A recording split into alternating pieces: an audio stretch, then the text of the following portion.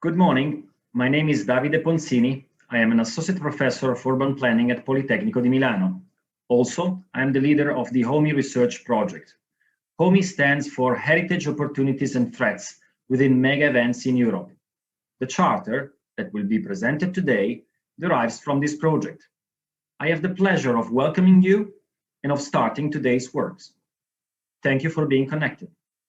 The title of this webinar is Mega Events in Heritage-Rich Cities, from Research to Principles and Policy Recommendations. A number of international experts, coming from different fields, will discuss the interplay between mega events and cultural heritage. You should have received the program and can see the details of the morning session, as well as of the afternoon session. Actually, you can find the program at the bottom of this landing page. The Department of Architecture and Urban Studies of Politecnico di Milano hosts this online event. Professor Massimo Bricoccoli is the director of the department, and he will give welcoming remarks. Massimo, the virtual floor is yours. So good morning to everybody. I am very pleased and honored to welcome you to our department, at least virtually. The Department of Architecture and Urban Studies is a very large and multidisciplinary department at Politecnico di Milano. So we have a variety of disciplines represented in the department and about 170 scholars. And I'm very glad to introduce and to open this event, thanking Professor Davide Ponzini, who has been leading a team at Politecnico di Milano and working with our European partners in this project. I've been going through all the materials that Davide provided me, and I was really impressed by the span and the deep analysis that was developed. And I think it's really, we can really be proud of the work you all did, because it's really opening up new perspectives, not only for research, but also for policies. And I took note of three keywords, which I think can really be a reference for discussing the work. The first is evidence-based, because this work has been developed with partner universities and focusing on case studies, which are really analyzed in a really deep way. So there is a lot that we can learn from the cases you have selected, and I think also the choice of the case studies is quite interesting and relevant. And a second keyword is usable knowledge, because also in the tradition of our department, you have been really doing very relevant and qualified academic research, but with the perspective of making it usable somehow, and of supporting, giving inputs for policies. And I think this is not only research for policies, but it's also, it's a circle. So while the policies are developed, we continue to research on them, and then there is a lot we can learn from policies once they are implemented. And I think this is really relevant in the work you did, and I personally learned a lot. When you identify the themes which will be discussed, so how the context matters when you deal with mega events planning in heritage-rich cities, when you discuss the legacies of planning mega events in this context, when you discuss how governance has been developed in the case of large events, and how it can be also improved. And especially I was really impressed by the way you have been discussing the theme of communities and identities which are involved. And this leads me to say that the third keyword that I thought of is that it's brave, to be brave, to do research on frontline issues with, and I think this is really a role that a university has, opening up also on the critical issues and on the dissonant elements, on the dissonant narratives that can be related also to events which definitely bring development and economic perspective, richness. But I think it's really relevant how you have been able to identify and to open up also on the critical dimension that mega events can bring along when we deal with heritage-rich cities. So on the controversial elements. And I think that your work really gives very interesting inputs for policies which can take into account these controversial aspects and turn them into potential success points. So to consider that mega events really have an extra stock of energy that can be used and considered also to deal with long-standing critical issues in our cities. So I think this is really very, very brave to do it and to involve policymakers also in a research which also has a critical dimension. And I think that to do this within a European funded project, it's absolutely necessary, relevant, and that we can be proud of. And of course, the fact that the research is leading to a charter, I think it's an added value for everybody, because the charter is also, it's very interesting. I guess you have been working a lot on each single word you are using. This is really clear, and it really, it's a charter which is really connected to the research you have been doing. And I think today it's a great day for you to start considering how this charter can be used to support discussion, debates, confrontation with researchers and policymakers, and how, and this is of course our wish, how can this charter be put into use? And I think this is the challenge you have now. And on our side, from our department, you have all the support you may need to continue in this work. So I'm really glad to open this day of work, which is a very intense program you have, very well organized. And I wish you all the best for the time being.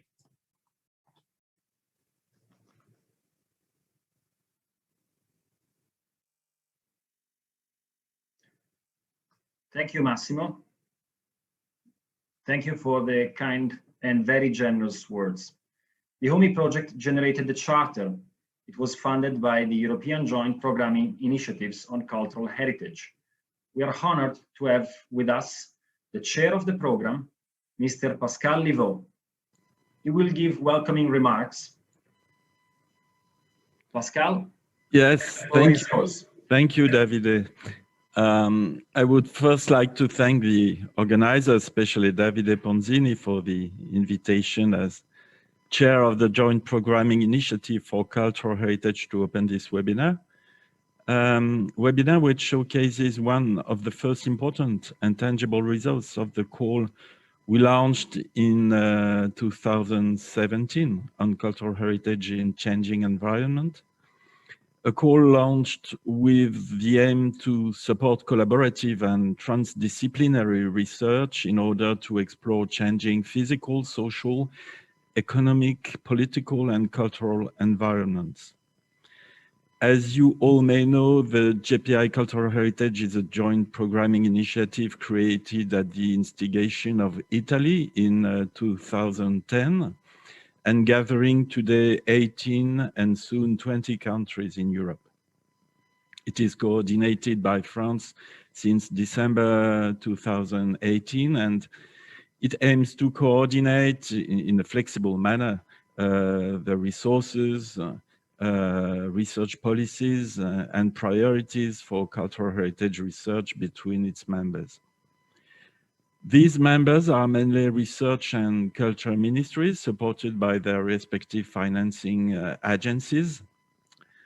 Since 2013, the GPI has launched 6 calls, funded 55 transnational research projects, and currently 10 GPIs exist in Europe, covering various themes such as climate, water, agriculture, and all implementing joint activities between their members, mainly through strategic research and innovation agendas. Our strategic research and innovation agenda was recently updated in 2020, last year, And it identifies 4 research priorities, which are all covered by the HOMI project, as we will see today. The first priority is called Reflective Heritage for a Resilient Society, and it seeks to investigate the paradox that if people are at the core of cultural heritage, using, interpreting, and valuing it, they may also pose a risk to its conservation, and this is directly illustrated by mega events in historic centers. The second priority of our SRIA is sustainable management of cultural heritage, and it focuses on managing heritage in a sustainable way and on the governance needed to enable this, which is at the core of the Charter's third theme. The third priority, cultural heritage in a changing context, investigating territorial and demographic changes, sustainable tourism and new threats to heritage is also extensively covered.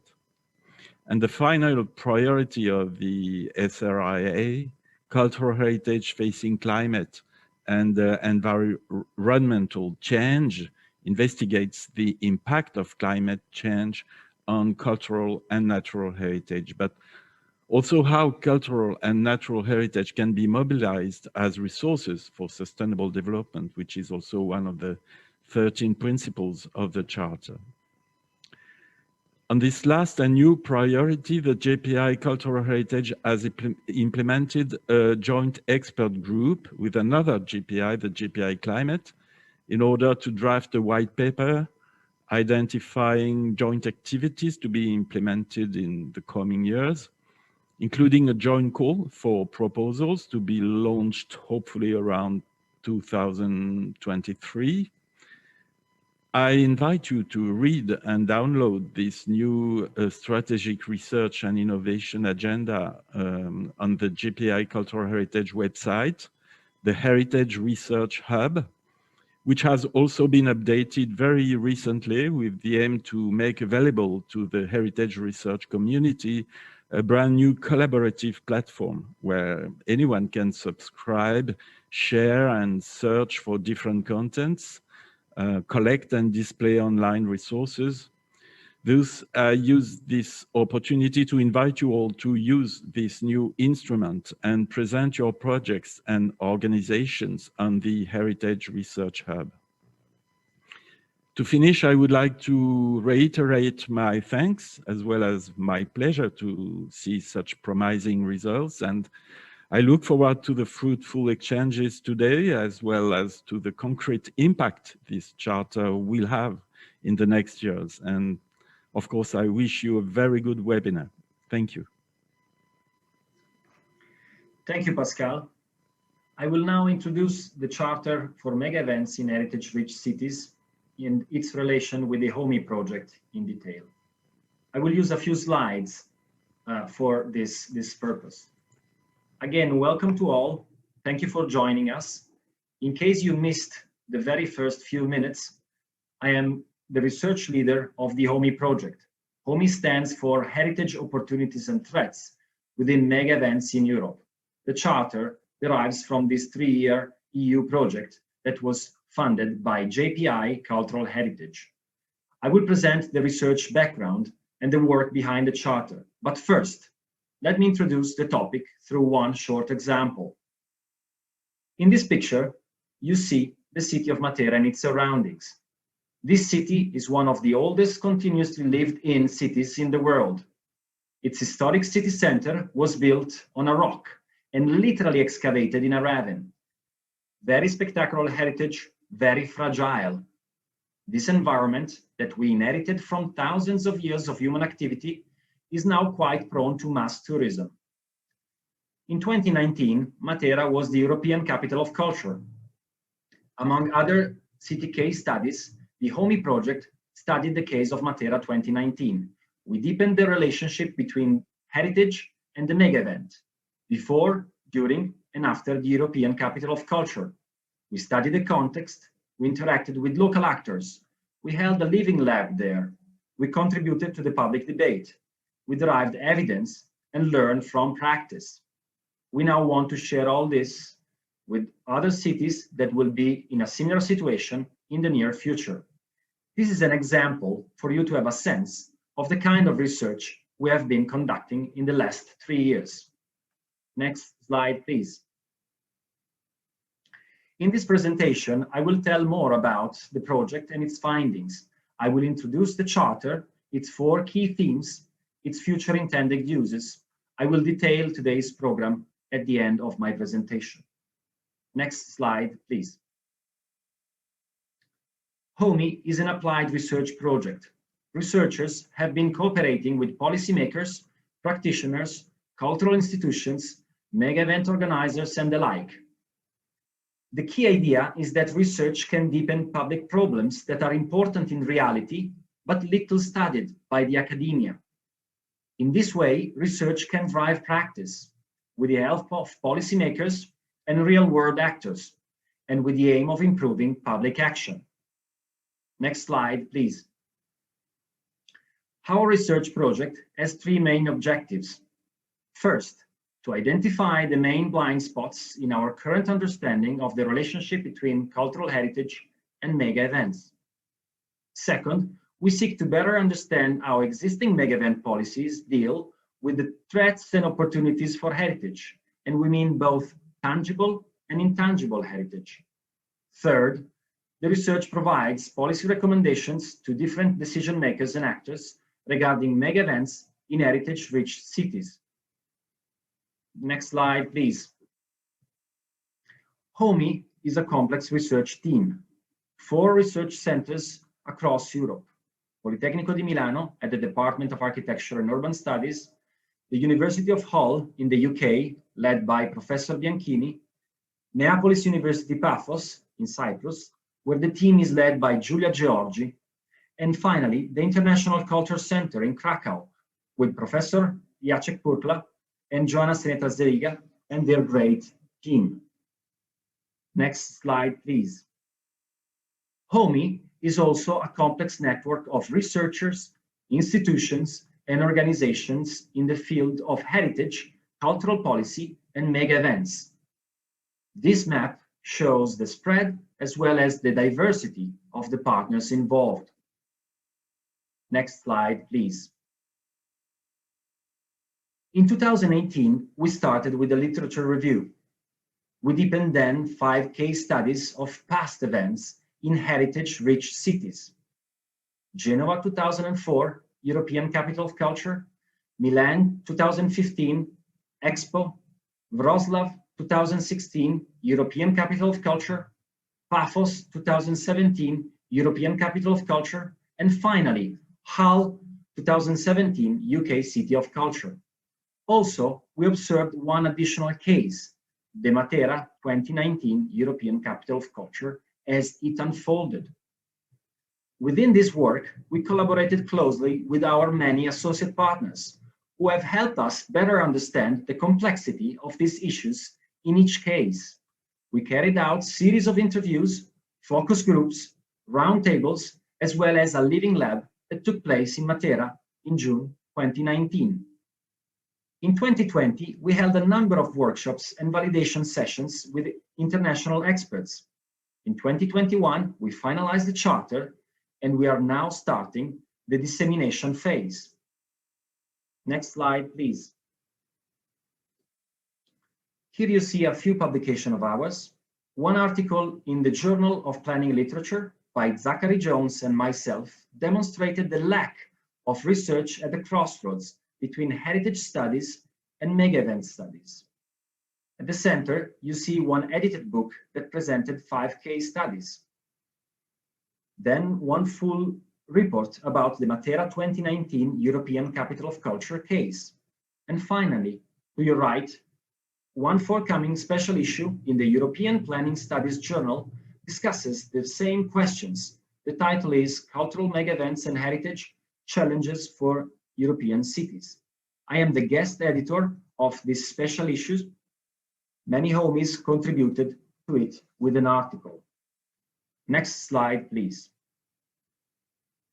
We corroborated what we found with the international academic community in several seminars and conferences in Europe.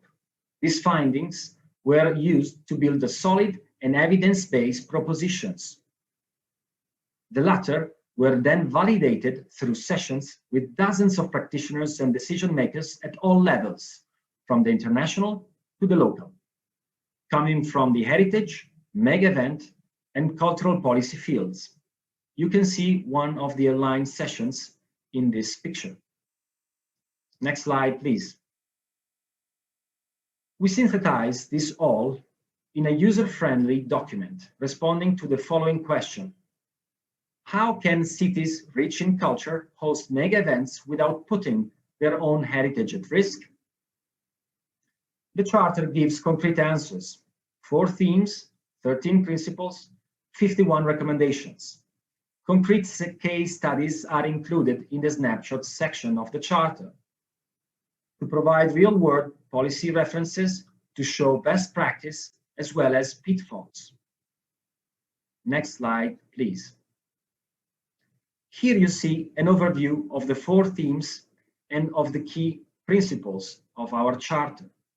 The 4 themes are context matters, planning legacies, inclusive governance, and finally, communities and identities. For each theme, we provided 3 to 4 recommendations represented by the icons and the short phrase you see here. For example, the first is: consider thoroughly if and how to bid based on the characteristics of the local context. The if and the how questions are crucial here. The heritage conditions are important to consider as part of any decision in heritage-rich cities. This is one example of the 13 principles of the Charter. I will now give you some examples of the evidence we collected and used following the 4 themes. Next slide, please. Space. We understood that local features are key to mega events. Starting in the bidding phase, the whole UK City of Culture promoters offered fresh accounts of the city's history in alternative heritage spaces. This approach presented the city's heritage in an innovative way. It started important projects regarding the maritime heritage of the city of Hull and several regeneration processes. Next slide, please. Time. A long-term time frame is key to positive event legacy. In the case of Genova 2004 European Capital of Culture, a citywide strategic approach integrated the events project's delivery with other plans and projects, including heritage and cultural projects over 2 decades. In this case, we understood that a shared and long-term vision for the city can drive both mega event planning and heritage policies. Indeed, after the European Capital of Culture 2004, Genoa Historic City Centre was listed as a World Heritage Site by UNESCO. Next slide, please. Organization. In the case of Wrocław, the 2016 European Capital of Culture planned new events within the framework of long-standing cultural and infrastructural projects. In this way, it served as a step in building the capacity to integrate disparate policy initiatives and social groups, to mobilize tangible and intangible heritage for this purpose. Next slide, please. People. The Paphos 2017 European Capital of Culture plan proposed new uses for public spaces and dissonant heritage sites, reintroducing them to city life. Before the event, these sites were virtually unknown to many residents, despite their central locations. The mega event and the urban transformation that derived from it had an impact. They helped reframing the discussion regarding memory, loss, and the coexistence of different ethnic groups, the Turkish Cypriot population in particular. You can find more in the Charter, more examples, more evidence and data, and detailed recommendations. Next slide, please. Today, we enter the dissemination phase of the project and we launch the Charter. We want to reach out to the current and future mega event organizers, to heritage entities, to heritage experts, to city governments that are interested in benefiting from the momentum generated by mega events without putting their heritage at risk. Today, we will have a very rich panel of speakers and experts covering heritage topics, of course, mega events, but also cultural policy and tourism. My colleague Giulia Georgi will chair a roundtable with 4 practitioners. She will pose questions to the first 2, and then she will do the same with the other 2. She will start with 2 European Capital of Culture leaders, Anna Kochegarova, head of the program of the Kaunas 2022 European Capital of Culture, and Krista Martini of the Eleusis 2022-2023 European Capital of Culture. 2 top-level cultural managers will follow, respectively from one Polish city, Wrocław, and from Milan. Christoph May is the Wrocław Culture Zone Director and the Director of Wrocław 2016 European Capital of Culture as well. Marco Minoia is the Cultural Director of the City of Milan. Professor Bianchini will give a commentary speech in order to close the morning session. To your right, you see that the afternoon will be introduced by Professor Purkla and chaired by Joanna Sanetra-Zaliga. They will start the session and they will launch the video clip about the charter. Most likely you saw the 2-minute trailer of the charter. We will have the premiere of the full footage today. In the afternoon roundtable, Jordi Pasquale of United Cities and Local Governments, Robert Piaskowski on behalf of the Organization of World Heritage Cities, Maria Garvari Barbas of Sorbonne University, and Director of the Tourism, Culture and Development UNESCO Chair, and finally Snežka Kodlevik-Mihailovic, Secretary General of Europa Nostra, will discuss with Joanna in the same manner. Joanna will pose 2 questions to the first 2, and then 2 questions to the second 2. Zachary Jones will comment and close the afternoon session before the HOMI research team members will add final remarks. Next slide, please. Thank you for your attention and enjoy the webinar. I now invite Giulia Georgi and leave the floor to her. Giulia Georgi. This is Krista Martini. The floor is yours, Giulia. Hello to everybody from me as well. I'm Giulia Georgi. I'm representing Naples University of Paphos. That is one of the participants on our HOME project, and recently I'm also associate professor at Politecnico di Milano. I'm very happy to be here with the distinguished guests that we have, and we thank you very much them to be here with us. We have Anna Kochekanova, who is the Kaunas 2022 from the European Capital of Culture, the coming European Capital of Culture that we are very happy to have here with us. And we have Krista Martini, that is from Eleusis 2023 European Capital of Culture. We are we're welcome both of them, but later on we're going to have Christoph May, that is a cultural zone of Broskov, and we have also Marco Eduardo Minoia from City of Milano. Welcome all of you to our roundtable, and we are starting with the first questions that we are going to pose to Anna and to Krista. First, I will start with Anna. Anna, thank you very much for being here with us. And I would like from you to let us know how do we interpret the heritage in your cultural capital program, and finally how you engage with tangible and intangible heritage. You are one from the next one. You are going to be in 2022 European Capital of Culture. So we're very happy to. We're very interesting to know. Thank you for this question. And first of all, thank you for inviting me to participate in this discussion. It's a pleasure to be virtually in Politecnico di Milano with colleagues from all countries. And indeed, it's nice that this project, HOMI project, found us somehow, because really heritage, memory, tangible and intangible heritage are very key concepts for our program, which was started to be planned in 2015 when we started bidding for European Capital of Culture title. And for us, it was obvious that we have some historical resources and heritage resources in the city that we will be building this bid on.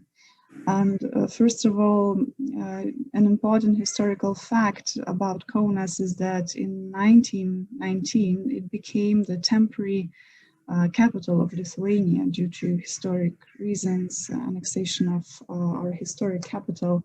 So as you can imagine, for a small town which had no significant function in the previous historic times, Kaunas had to become a European capital suddenly. So just in few decades, the society saw a very rapid development of the city. Thousands and thousands of permissions to build were issued, and the buildings were growing. This period of time also left a very significant mark in the, let's say, historic memory of our city, which is connected not only to this experience of the modernist era with all its progress and futuristic dreams, but also with the very traumatic experiences that followed. And here I mean the Holocaust, as well as the occupations by the Nazi and Soviet regimes.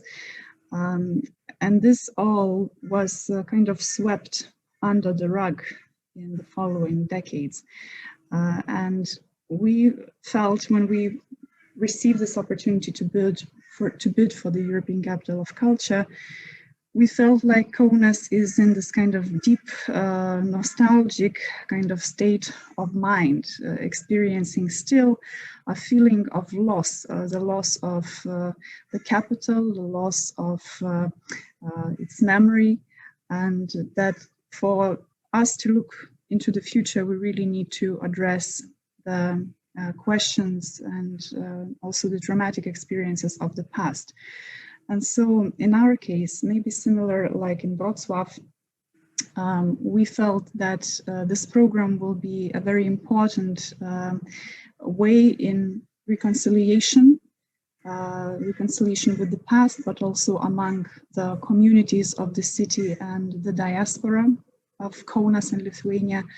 And also that this ECOC title is an important opportunity to reevaluate the heritage that we were living among, this incredible modernist heritage that stood in Kaunas city without the proper recognition. And it didn't, it not only didn't, it didn't have a proper recognition of the citizens, but also there was, we felt, a lack of dialogue with other modernist cities in Europe. And in fact, a lack of dialogue about modernist heritage and its future and its reuse in Europe and the world globally. So in our program, we have kind of two pillar projects that I would like to describe. One of them is addressing particularly the built heritage and the community that surrounds it. And this program is called Modernism for the Future. So it's really focused on the built heritage, but also it touches the historic and intangible heritage of the modernist era in Kaunas and in Europe. And the word interpretation of heritage here is very relevant because we use we call it contemporary interpretations of heritage, what we are doing in our program. So basically we are creating opportunities for contemporary artists. It can be a dance choreographer, it can be sound artist or visual artist or product designer. We create opportunities for them to create new interpretations of modernist heritage. So that way, over the course of these 5 years that we have been holding this title or preparing for this title, we've been producing dance performances, postcard virtual map of modernist heritage of Kaunas, new videos, movie, an artistic film that will premiere in 2022 by an Irish artist, Aideen Berry, which is created with a vast community of locals in Kaunas. We've been doing sound and music artworks. There are being design products developed, themed, modernism themed. So all of this time, we are just building with the help of contemporary creatives this bigger narrative of modernism. And all of these artists, when they are working, they are also working with the local communities. We are knocking on the doors of the people who are owning modernist apartments, for example. We are reusing some public spaces, using them for exhibitions, for some small interventions, for light installations, for videos, for whatever. And this, we feel, is really contributing to the bigger awareness of the values of modernist heritage in Kaunas, but also internationally. What we've also achieved is a more active dialogue with other modernist cities in Europe, such as Kortrijk or Brno or Lviv in Ukraine, these cities are all participating in a project that we are running, funded by Creative Europe, and it's called Modernism for the Future. And basically what we are all doing is exchanging artists to create these new contemporary interpretations of modernism. So this is one branch of our work with heritage. The other program that I would briefly describe is the Memory Office. And the Memory Office is another of our pillar projects, which is dealing with the collective memory of Kaunas. And here, it's very important. This is the history of Kaunas, the social history. In the beginning of 20th century, Kaunas, Lithuanians, they made just a very small population of local citizens. It was around 5%.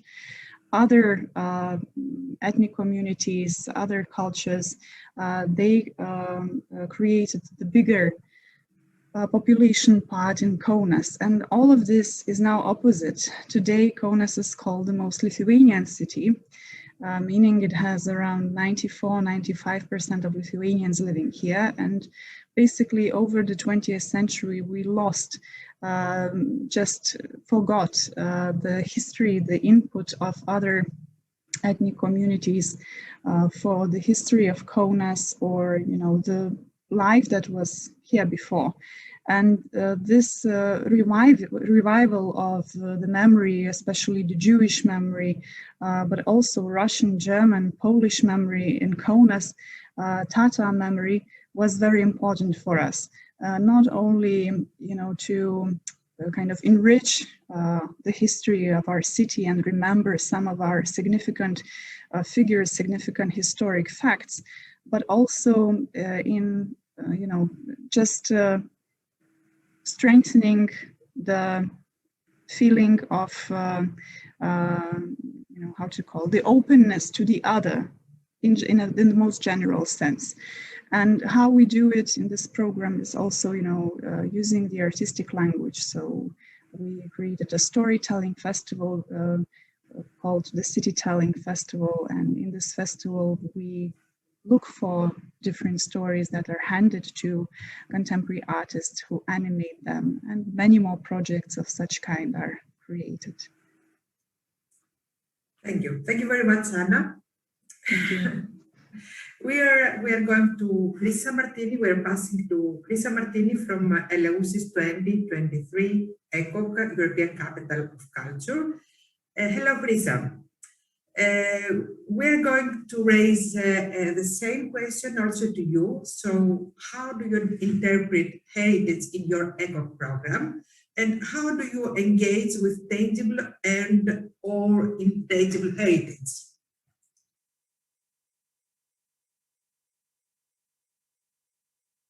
We cannot hear you. Okay, now I know. Okay, first of all, I'd like to thank you for the invitation. I'm really, really happy to be here with you again one more time. We've been working together for more than a year about this project. So I'm going to answer straightforward to your question. The interpretation of the heritage in our program, in the program of ELUSIS 2021, which is now ELUSIS 2023. So the heritage interpretation is not a one-way communication, nor is it a means of controlling visitors. The experience of the user is a necessary precondition and an integral part of any form of heritage interpretation. It's inspiring, motivational, and provocative, and persuasive, stimulating to the use of the senses. It must encourage active participation by stimulating criticism, revealing meanings and connections, giving clear and concise messages. Considering ELUSIS 2023, the European Capital of Culture, as an excellent means of highlighting and developing the tangible and intangible heritage of the city through the mediation and the intervention of art, culture, and research, we're moving forward, even in the era of the pandemic and the unpredictable, in the direction of a renewed vision for the city of ELUSIS. Something that can be ensured through a collaborative, exceptional, and inclusive cultural sector, which transforms the city into a thriving cultural destination, inevitably worth visiting and experiencing. ELUSIS 2023, through the artistic program, among others, seeks the connection of its archaeological wealth with modern life, the transition from industry to digital technology, expanding the potential of public spaces in attractive and unpredictable ways designed to invite a sharing process, and the formation of a collective ecological consciousness, and the strengthening of the already high awareness for the environment. We are contributing to the development of new or strengthening existing infrastructure that improve the quality of daily life of residents and utilizes its advantageous location and uniqueness, development of the use of public space. We see the city as a theater of itself. That's why we name it the mysteries in public view. We in ELUSIS 23, we are also seeking to strengthen and expand the city's cultural structures, to support cultural collectives and import all the intangible heritage they carry in diverse artistic projects with Greek or foreign artists. On top of those, we design inclusive projects designed for everyone, old and young, accessible by everyone, physically or mentally, for different nationalities, different education levels, different customs and traditions. Through original, specially designed, interdisciplinary research projects, which are fed back into the dialogue between cultures on the occasion of their artistic product, but also others that utilize the tools of oral history and folklore research, the program, the artistic program, seeks to highlight the components of cultural diversity that are inscribed in the history of the city, and which are therefore a treasure trove of Europe's diverse cultural heritage, but also to promote dialogue between people and mutual understanding through the identification of common components as identified by the inhabitants themselves. We use both tangible and intangible heritage elements in all our products. in all our projects. For example, we have projects in the archaeological side where artists recite important pieces of Greek poetry or literature. We have light installations in industrial heritage areas. We have dance projects in environmental conscious areas. We have projects with culinary art, the symposia, attached to performing art projects. Lucy's strategy is inclusive. Old and new, tangible and intangible, tradition and contemporary reality in a fruitful situation, which will create a great legacy for the city and its people. Thank you very much, Krisa. I think it was very interesting, your program as well. And so I would like again to go to Anna from Kaunas 2022 ECOC. Anna, what are the opportunities and the challenges of the mega event that you envision for the modern architecture in Kaunas? And for example, in your opinion, how does the charter, our charter, can respond to them?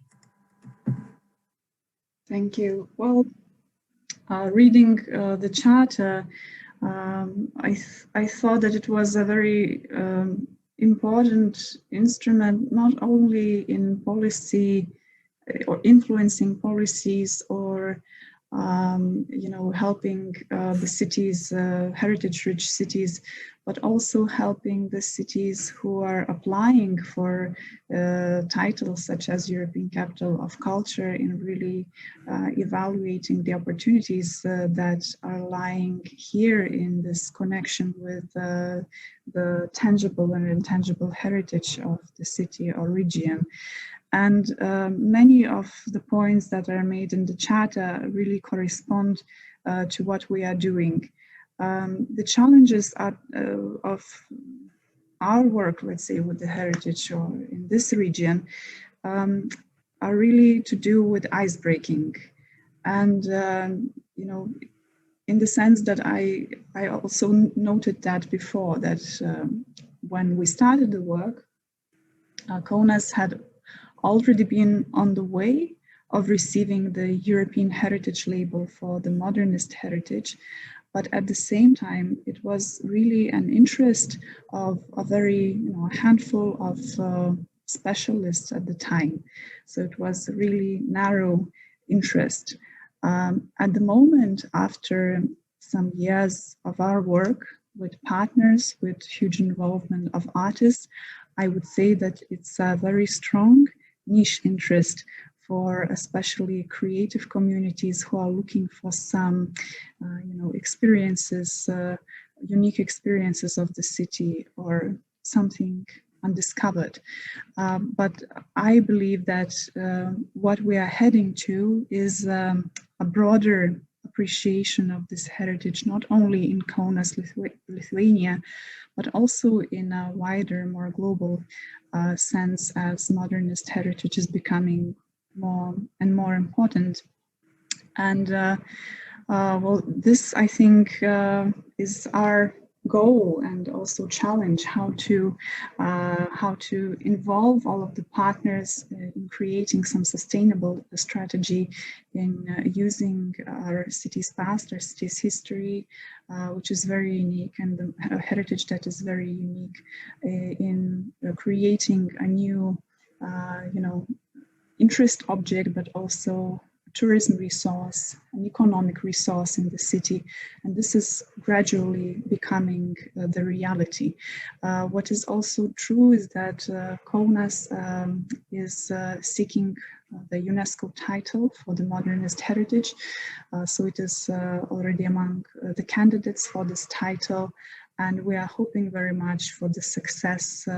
Maybe even next year, we are hoping for the news from the UNESCO Commission. However, on the other side, we are still seeing a very bad examples of heritage preservations, as most of the buildings that we have here in the city are really privately owned.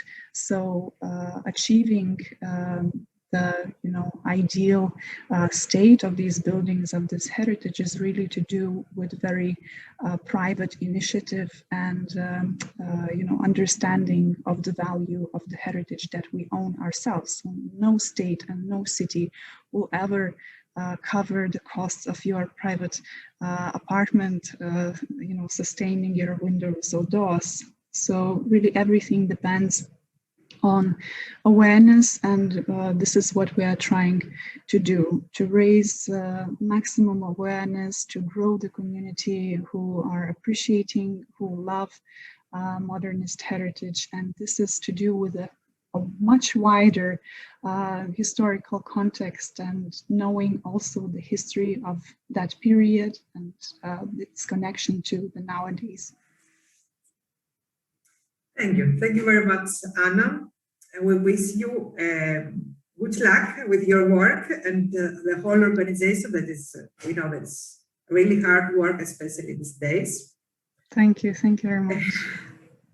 I would like to do the same more or less question to Chrisa from Eleusis 2021.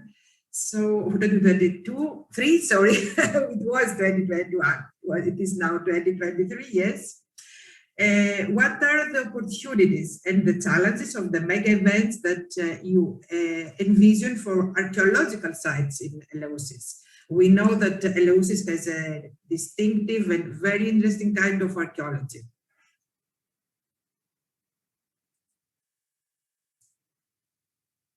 Chrisa, we don't hear you. You're muted. I'm really sorry for this. Okay, so yes, of course, Eleusis, one of the European cities which has an outstanding cultural heritage, are most European cities because they're really blessed and they are unique venues, each and every one of the European cities. In Eleusis, there is a great wealth of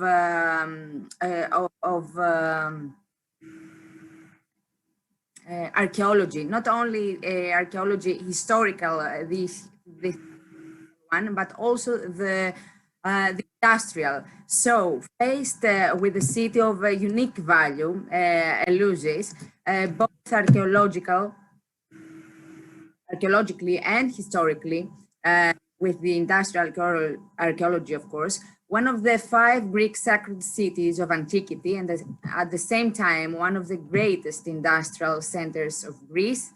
The crucial key phrase that reflects the overall approach of Eleusis as the European capital of culture could be what we call the city as an exhibition of itself.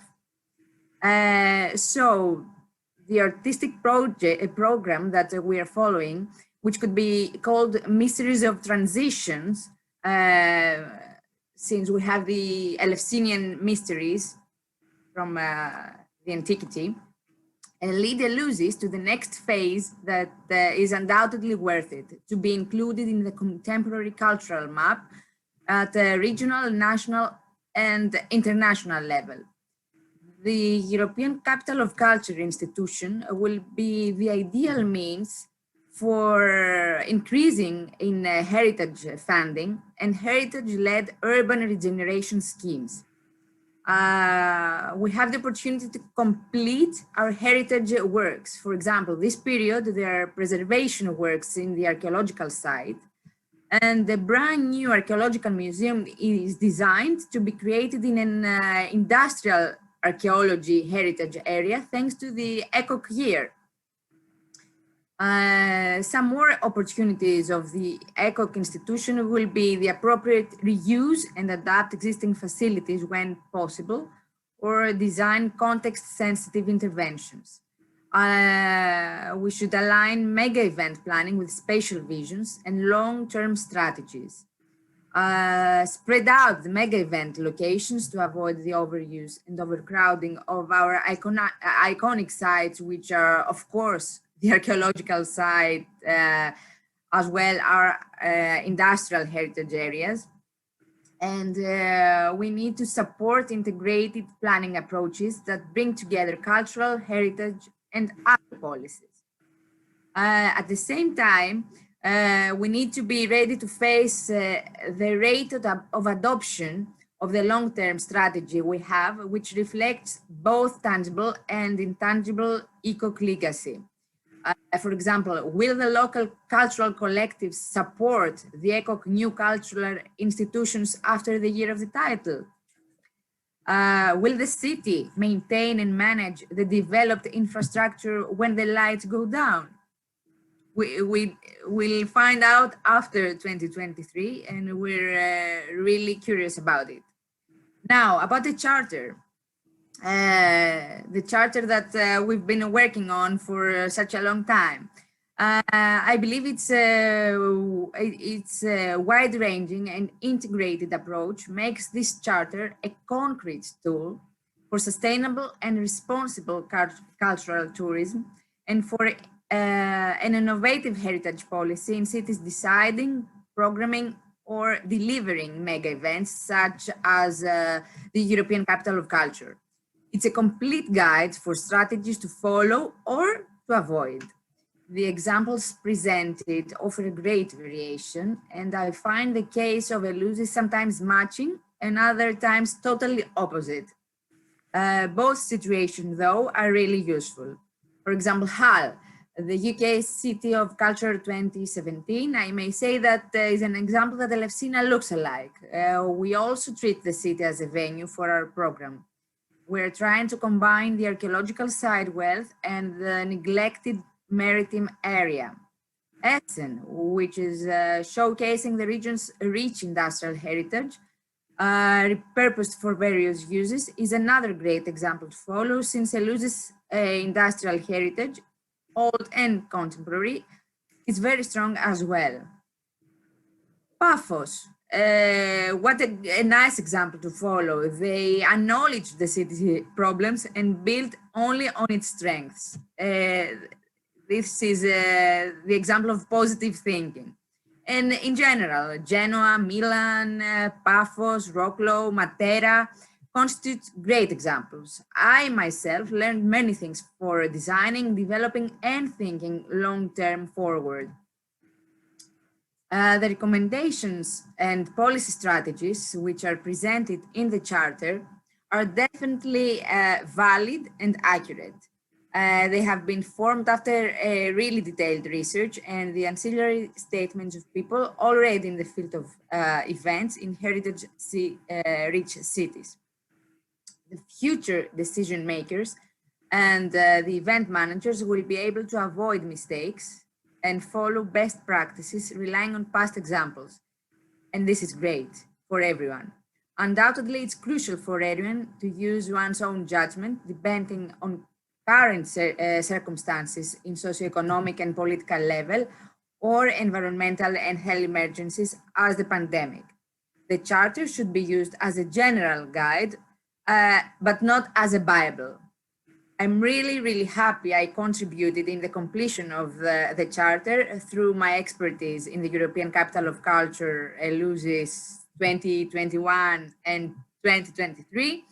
And I would really like to thank you for sharing such a useful tool. And I wish you all the best and good luck for the future of this book.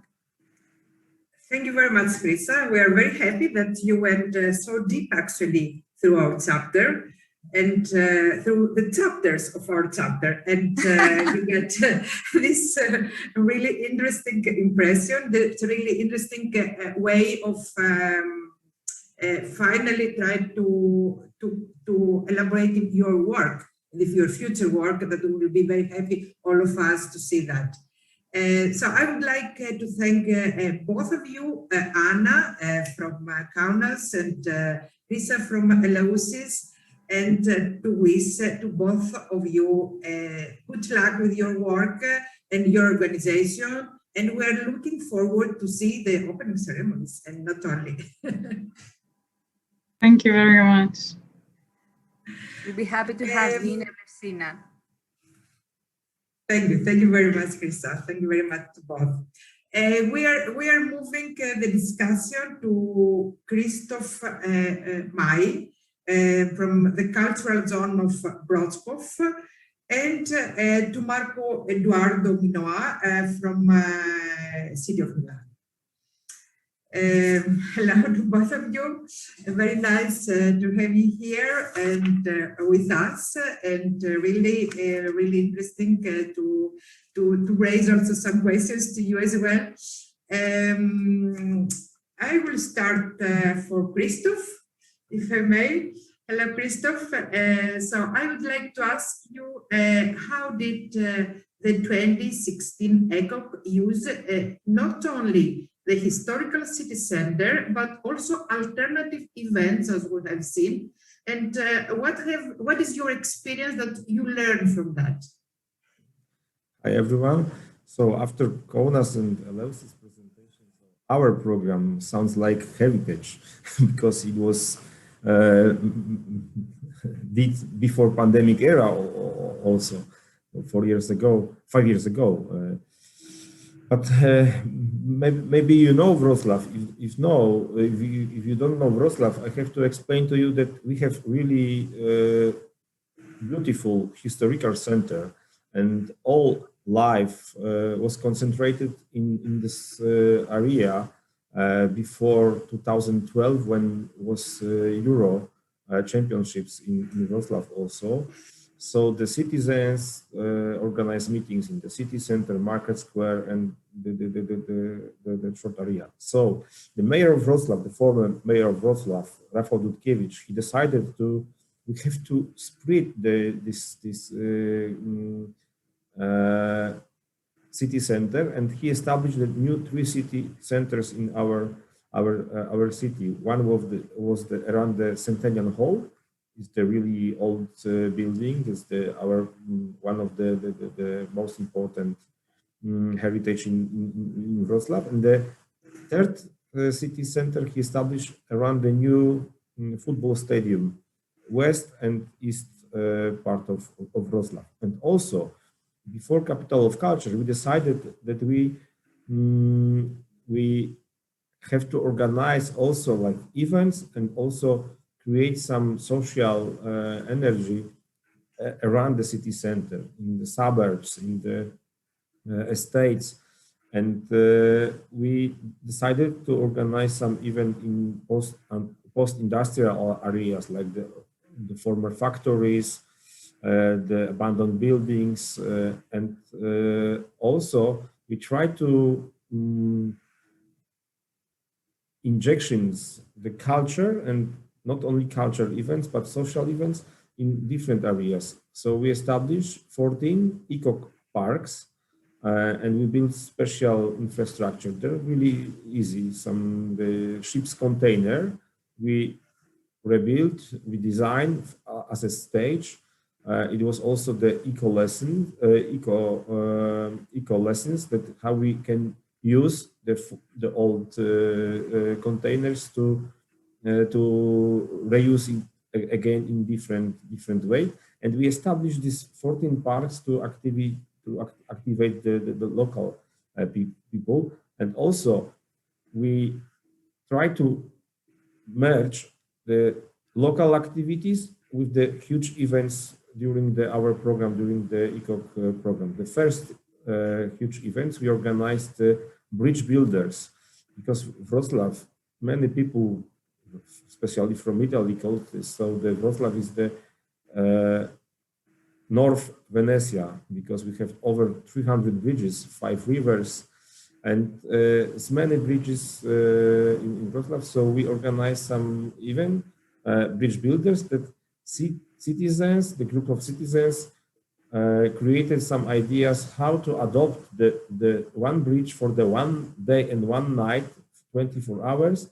And we wanted to tell story of the city in different parts. It was really interesting, because a few groups was concentrated in the city center, but many of them organized the local events in the all area.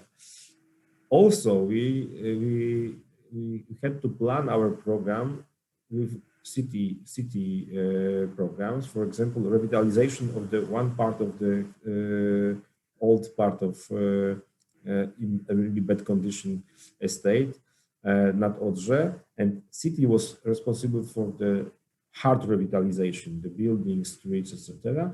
And in our program, we organize some events, some series of events called entrance into the backyards, because the backyards it was really the really bad condition, and we organized some artistic intervention in there.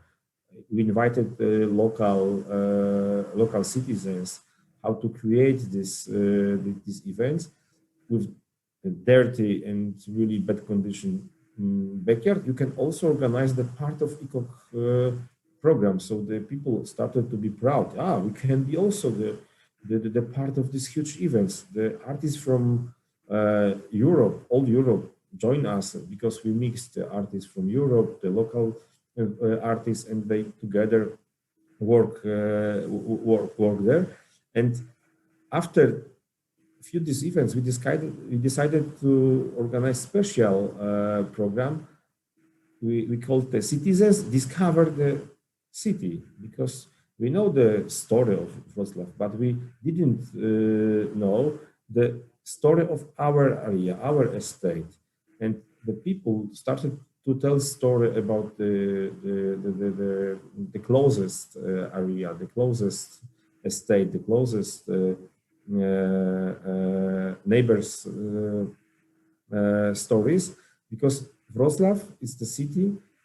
We changed the citizens after the Second World War totally. 100% Germans who lived in Wrocław after Second World War moved to the West, and new citizens came from the Ukraine now, Belarus, Lithuania, central part of Poland. So in Wrocław is the mix of people, and we tried to build also the like new heritage.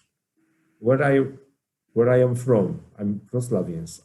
So we also organize many of events between neighbors, and now after 5 years, it was my little joke that is like our heritage. But now this program is working very well still. We still support the local initiative. The people are really proud of my parts of Wrocław called Popowice, not Odrze, Psiepole. I'm from Wrocław, but I'm also from Popowice. I'm from not Odrze, I'm from Psiepole. So it's really interesting because the market square and the city area, city center area was too crowded, too many tourists, and people decided we don't feel well in the city center. So now we feel really well in the city because it's our city, and it doesn't mean that the city center is for tourists, that the rest of Wrocław is for citizens, because we also try to mix this group, and now is a little balance. Of course, pandemic time changed everything, but after, but I think that our programs to create the new activity centers in the suburbs helped people to live in pandemic time, because they were really active in the local environment. And what was the lesson for us? The most important lesson for me and for my team is that we have to more believe people and share our decision with the citizens. We can't programming all total events with the profi scenario, profi producers, profi actors. So people are really proud when they can join to the not only audience or actors. They want to co-create the events, huge events, and also the local events. And one of the most important, our program is called microgrants. Is the total budget is more or less 1,100 euro. It's 5,000 Polish zloty. and the people create with neighbors, with the friends, some local events. This program started in 2014. Now is growing still money gave more money for this program. Every year we organize over 150 small micro grants with citizens. So it is the biggest our proud. This is like our legacy of capital of culture, and it means that we don't lose the city center, but we build the new part of city, we discover new part of city, and citizens discover the city truly, like, you know, so deep, and now it's really important program for us, and we still continue this part of program.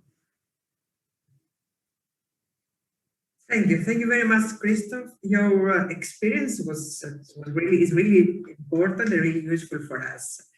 We're going to our next distinguished guest speaker. To Marco Eduardo Minoia, that he's from the city of Milano. As we know, the city of Milano hosts a very important event, 2015 Expo. So, Marco, we would like to ask you, how did the 2015 Expo and Expo Città use not only the historic city center, but also alternative event sites? And finally, what have you experimented and learned from that? Oh, thank you very much for this question. Thank you for this invitation and for the participation to this so important panel with so much kind and beautiful people. And I would like to explain how did it work in Milan in 2015, because Expo has been a big event that was built outside the border of the town. A big area near Milan was dedicated to the event, to the buildings, to the activities, to the exhibitions. Do you listen to me? Yes. Okay. So I was saying, in this area was built all the activity of Expo 2015. Expo in Città has been a way to link the territory of town to this important mega event, and to share the contents, to share the ideas of Expo all around town. So a lot of events happened in town. A wide program of events during all the year was scheduled just to share the idea, the participation, the mood of Expo all around town. Has been a very important experience for cultural programs in Milan, because after 2015, the idea of spread events all around town have grown very much, and we built a system of spread activities in two different formats, in two different ways.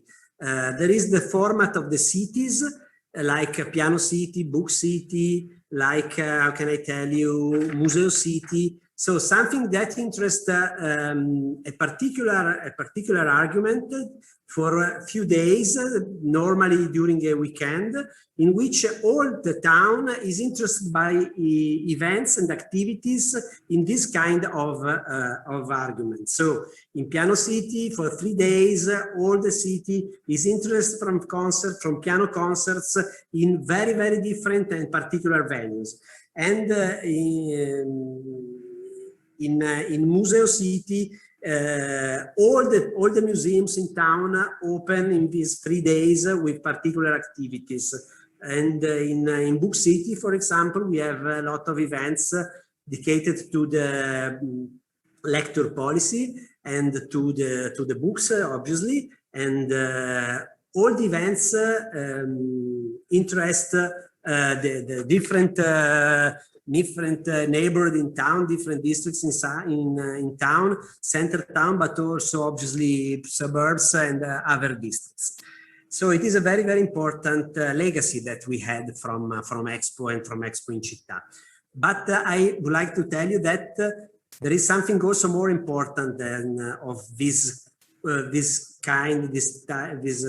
way of organized festival in town, because this idea of linking the activities to the territory now invests all the organization of the cultural proposal in Milan. Now we are working in a structural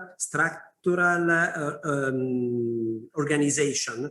For instance, in the offer of our civic museums, and now we are organizing a different way to manage our museum, and this new way of managing consider very much the link between museums and the territories. So we are organizing in different areas, in 4 different areas, very linked to the territory of town. So area is in Parco Sempione, for instance, one other area is near Piazza del Duomo, or another one is near Giardini Pubblici.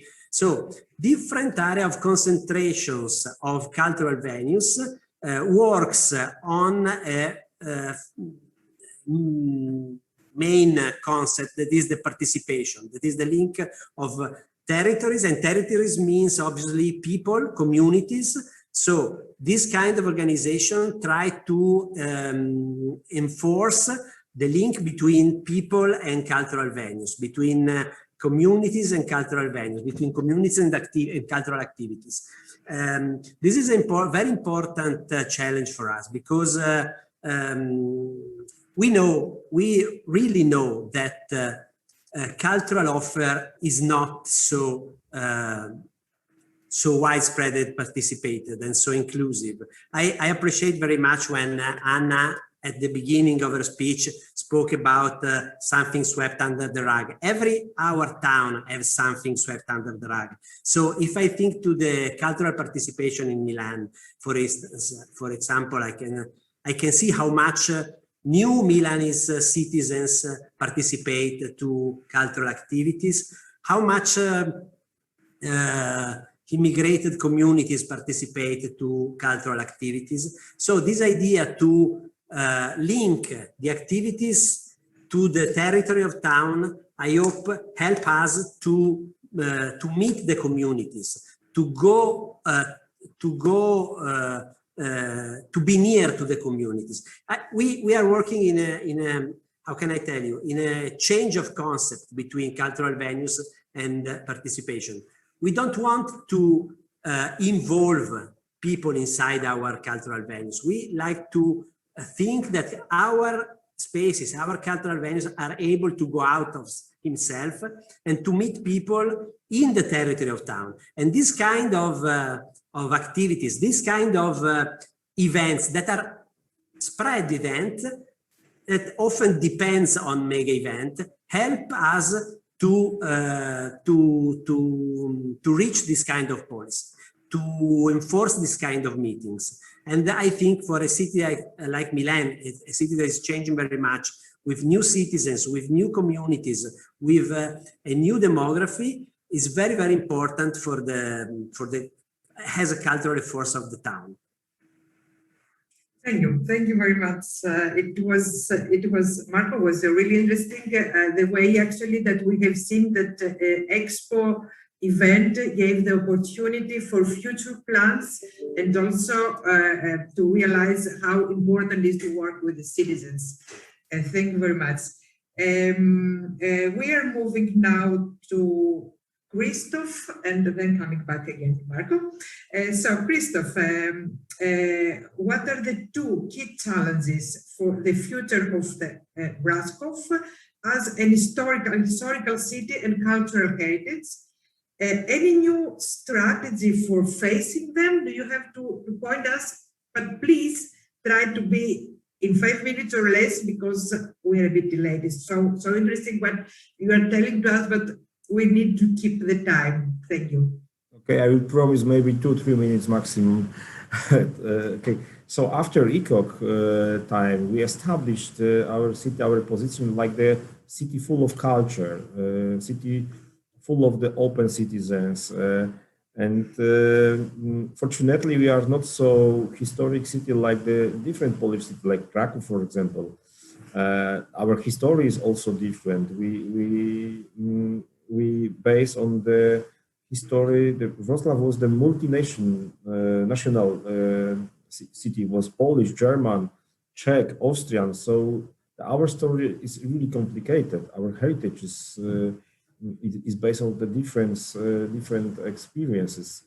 And now it's a time to continue the international cooperation we established during the Capital of Culture and the program. For example, from Wrocław to Warsaw is 350 kilometers. From Wrocław to Berlin is 330 kilometers. But we didn't have the train connection. So we established the Kulturzug, the train for culture, from Berlin to Wrocław, and we still continue this cooperation. And now the new mayor of city established a new strategy for Wrocław, based on our cultural heritage, the historical heritage. We built the active city with the open city, tolerance city, and we use our history to tell to Poland, to Europe, that the conflicts that when we are not tolerant is really dangerous for Europe. Our city was destroyed during the Second World War in 85%.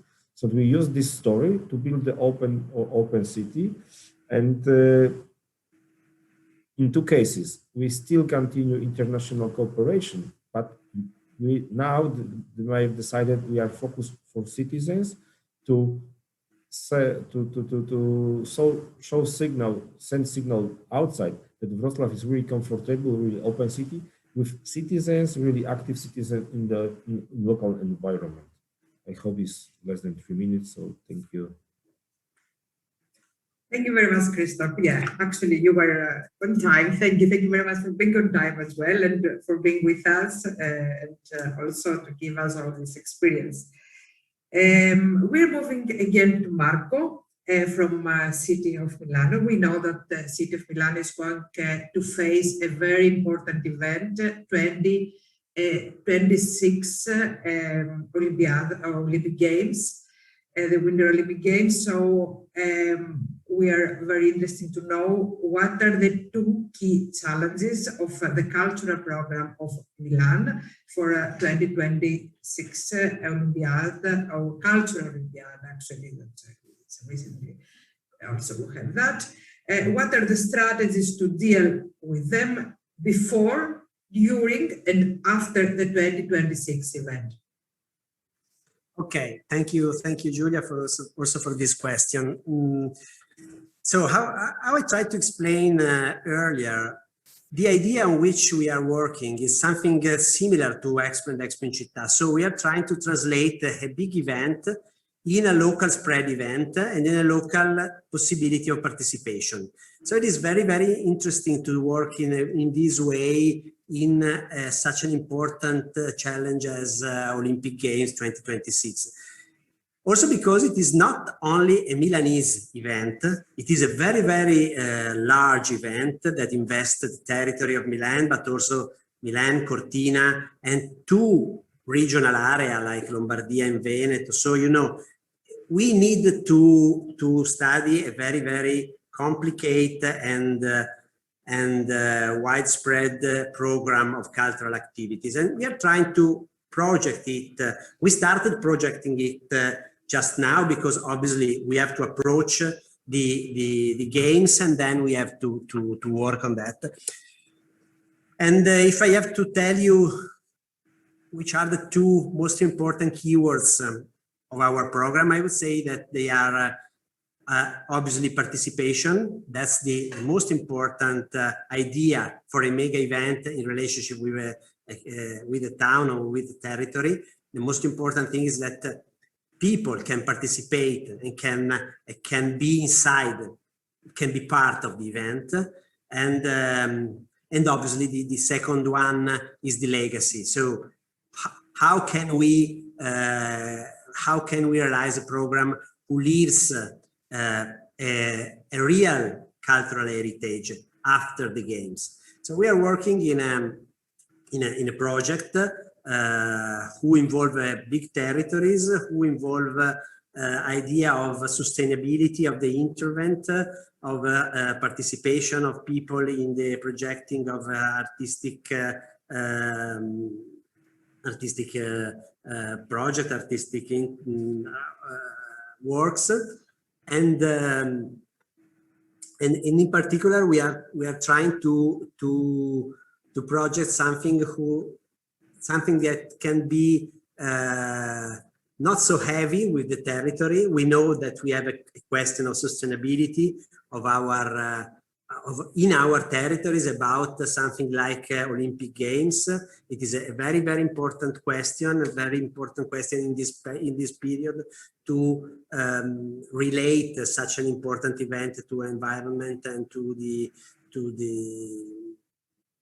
in a correct way. And so we are studying a program of artistic project characterized by a very important respect of the environment, with natural materials, for example, with working very much on performing art, on participation, not so much. We are going over the idea of monuments, of a cultural project as something who builds something for the spaces, but we are thinking to something who can help people to co-project and to participate with the organizer. So I think that the two most important challenges for us are the correct and the wide participation of people, and the correct legacy that we will leave after the event. Thank you very much, Marco. Yeah, actually the legacy is one of the most important, to leave something for the future. And I think the way that you describe to work with co-design or co-participation, as we said, and also to work with natural environmental materials is something that is also very, very important for the future and for the Green Deal and all of these future plans. Thank you very much. So thank you very much, Marco from City of Milano. We wish you all the best and for the future, and also for the Olympic Games 2026. Thank you very much. Thanks a lot, Christoph from the Cultural Zone of Broskov. Thank you for the participation and being here with us and giving your very interesting experience. We'd like also to thank very much to Anna from Kansas 2022 now, and all the best for the big success. And also to Krisa, Martin, to Krisa from Eleusis 2023, and a big success also for her as well. And now we are going to move to our other guest. It's not only our guest, but it was also one of the main participants in our project.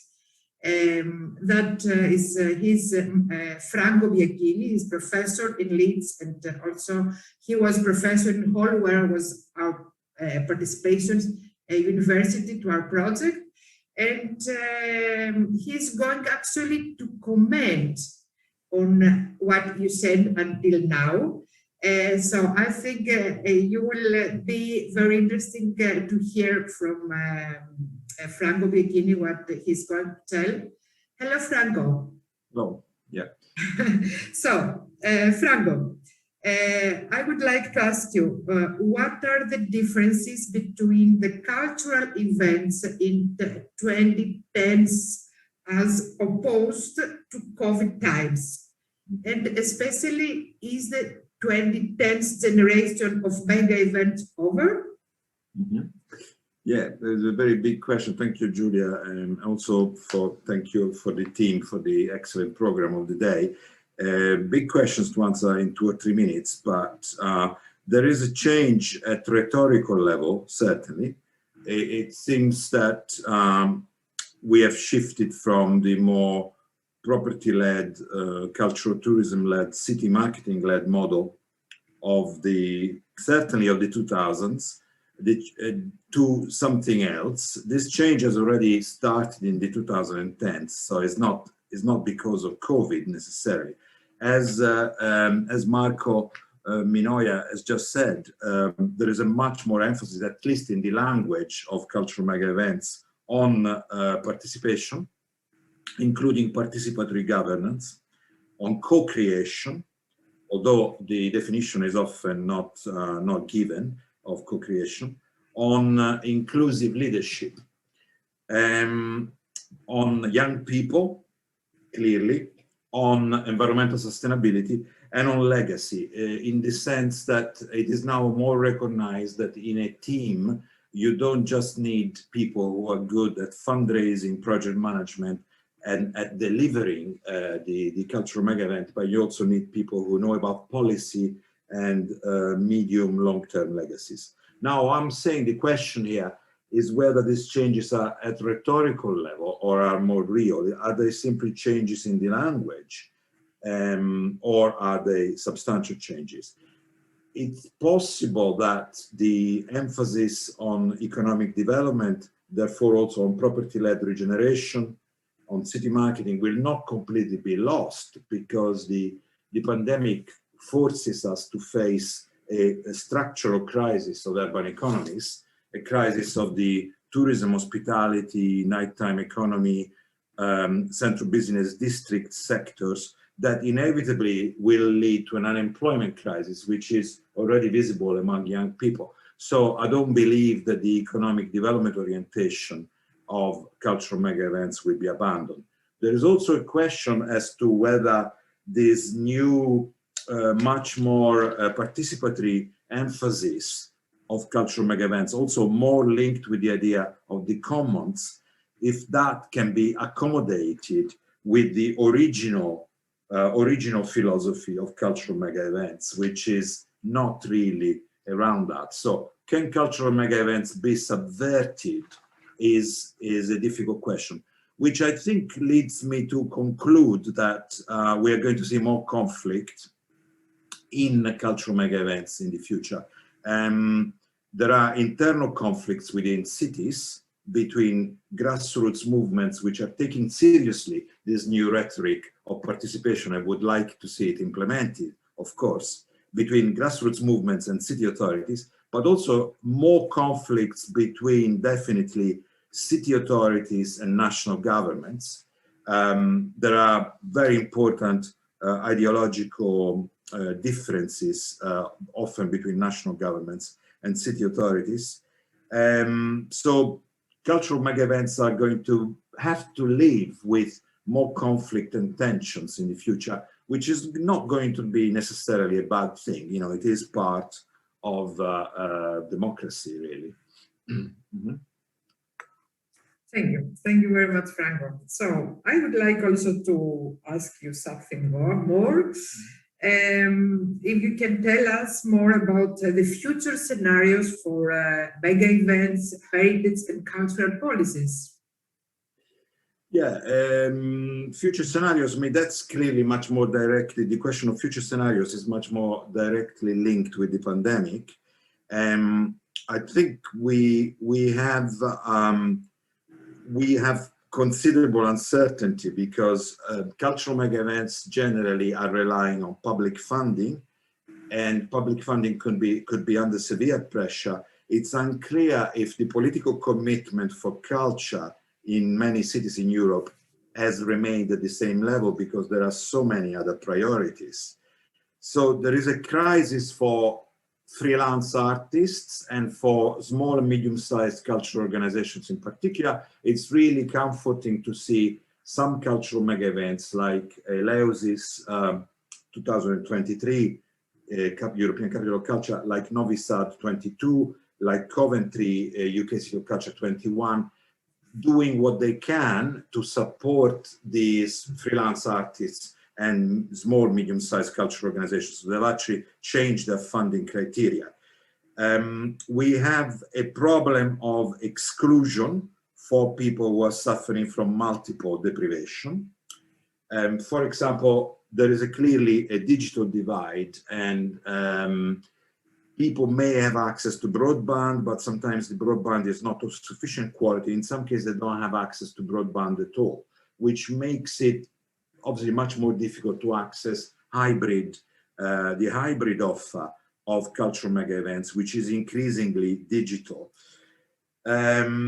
So we have the growth of a connection with the health agenda, with the public health agenda, also in Italy. For instance, I expect that one of the cultural mega events in Italy in the next few years, which is the Italian Capital of Culture in Bergamo and Brescia in 2023, will have a very strong focus on the emotional and mental effects of the pandemic, including the whole question of mourning and the question of the effects of the pandemic, particularly on children and teenagers especially. So I think the new scenarios will involve a strengthening of the broadcast units of cultural mega events, because this hybrid format of delivery, digital streaming, has become much more important. There is probably also a growing importance of legacy, as we said earlier, probably a growing importance of the hyper-local dimension, which has already been mentioned by Christoph earlier and by Marco. So the fact that cultural activities in mega events will be delivered a lot at neighborhood level as well, probably in tune with this idea of the 15-minute city or the 20-minute city, where the hyper-local dimension becomes more important because we live our lives increasingly in one or two adjoining neighborhoods. Cultural mega events, I don't think they will disappear. They will continue to be important, but some of them perhaps will have a crisis. For example, it is likely that something like the Commonwealth Games could have more problems than, for instance, the European Capital of Culture or the Italian Capital of Culture, for which there is still very significant demand. Let's not forget the large number of cities bidding for the Italian Capital of Culture, for example. So I think these are some of the possible future scenarios. One of the general lessons I think we are getting from the experience of the pandemic is that we will need a much more adaptable bureaucracy, because the formats will have to change often quickly in response to events. So we need a more creative bureaucracy in a way. There is an initiative called the Creative Bureaucracy Festival happening in Berlin every year.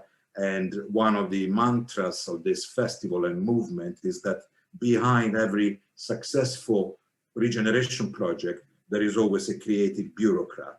So I think creative bureaucracy will become more important in the future.